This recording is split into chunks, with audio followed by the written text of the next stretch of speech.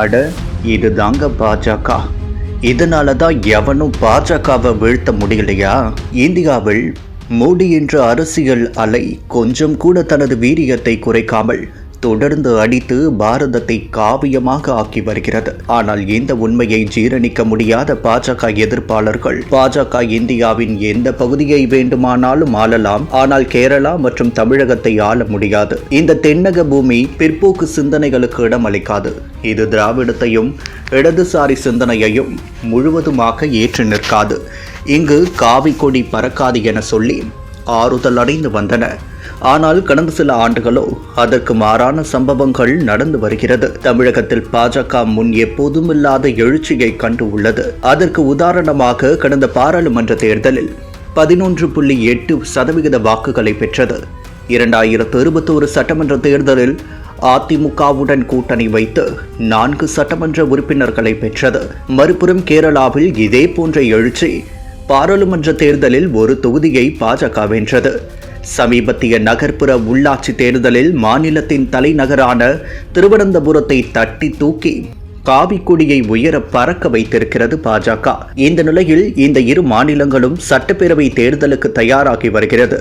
இதற்கான தேர்தல் பிரச்சாரத்திற்காக பிரதமர் மோடி கடந்த 23ஆம் தேதி இந்த இரு மாநிலங்களுக்கும் சுற்றுப்பயணம் மேற்கொண்டார். முக்கியமாக தமிழகத்தில் பிரதமர் தலைமையில் நடைபெற்ற மதுராந்தக தேசிய ஜனநாயக கூட்டணியின் தேர்தல் பிரச்சார பொதுக்கூட்டம் பிரம்மாண்ட வெற்றியை அடைந்திருக்கிறது.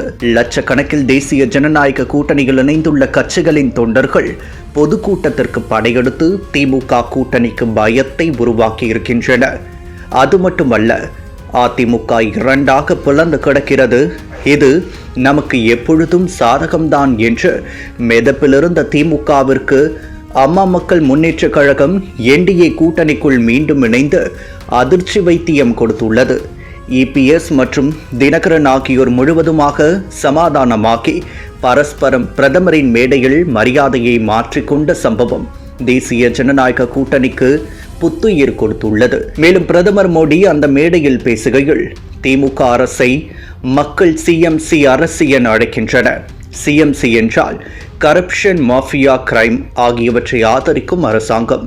தமிழக மக்கள் திமுக மற்றும் சிஎம்சி இரண்டையும் வேரோடு அகற்ற முடிவெடுத்துவிட்டனர்.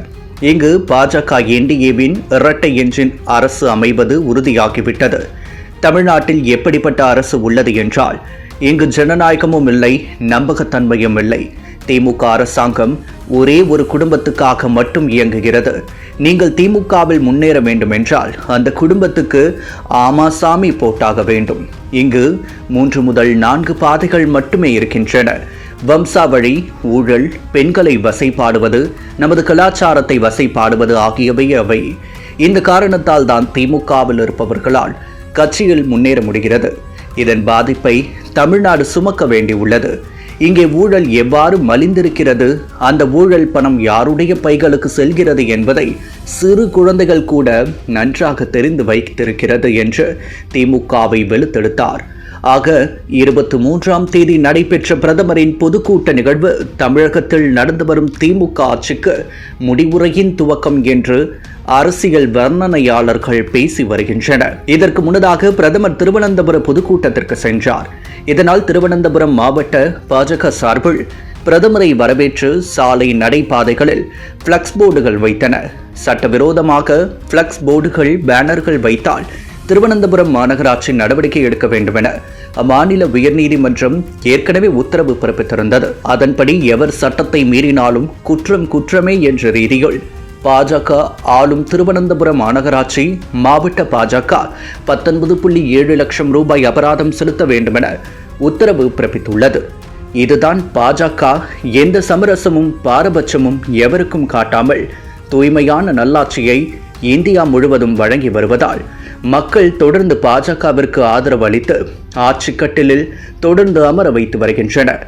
ஆகையால் நிச்சயம் திருவனந்தபுரம் மாநகராட்சி நிர்வாகம் சிறப்பான ஒரு நிர்வாகத்தை கொடுத்து கேரள மக்களின் உள்ளங்களை வெல்லும். அது கேரள பாஜகவின் வளர்ச்சிக்கு உறுதுணையாக இருக்கும்.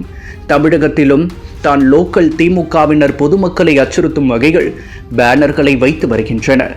ஆனால் அவற்றை எதிர்த்து எந்த திமுக ஆளும் உள்ளாட்சி நிர்வாகமாவது அபராதம் விதித்திருக்கிறதா என விமர்சகர்கள் கேள்வி எழுப்பி வருகின்றனர்.